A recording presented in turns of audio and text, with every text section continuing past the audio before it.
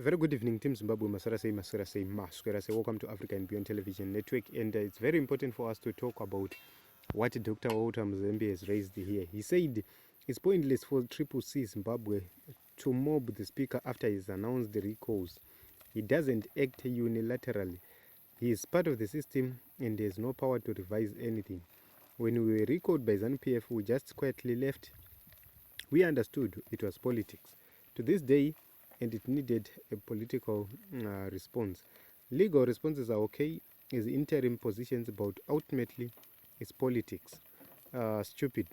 This is what he actually said. So I agree with Dr. Mzembi that there is no need to actually make consultations with the speaker, because whatever decision the speaker makes, it's not his own decision. Remember that Nelson Chamisa wrote to the speaker and directed him never to entertain Sengezo Shavangu once again when it comes to correspondence for the party of CCC.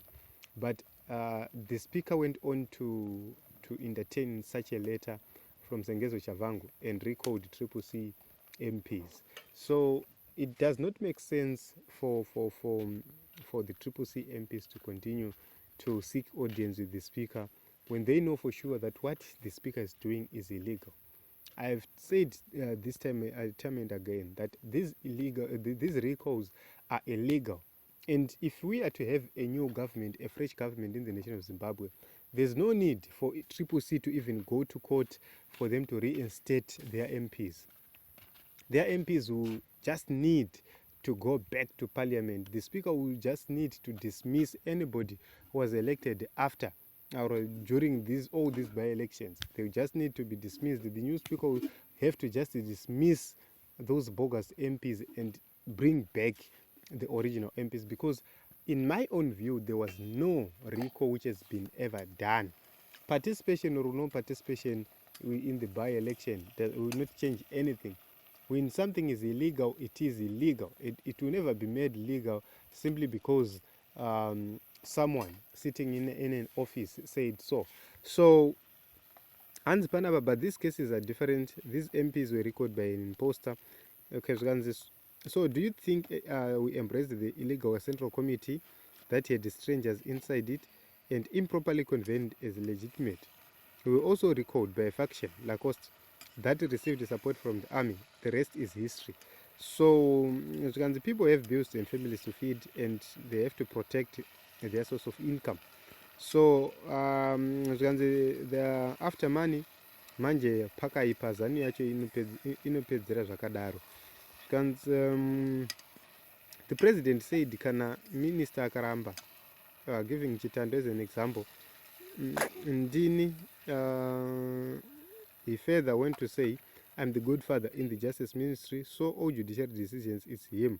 Even ZEG decisions, to put him first on the second column, it's him. So Kanzipanapa inform them bluntly, in politics, it's a dangerous game. Despite making a history with numerous seats wins, they took a misguided approach, branding elections as a sham, thinking SADC held authority over Zimbabwe. It's a regrettable shift from one problem to another. You know, whether the election was endorsed as good or a sham, it doesn't mean Shavangu and ZANU-PF does have a right to remove CCC MPs. They are simply making this worse. These recalls are a confirmation of what people have been saying all along. So in my view, I see this as irresponsible, and they will not serve any purpose.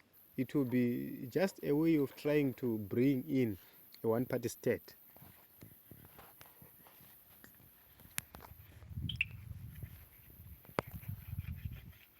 But if you take a look on a one-party state, it's something else.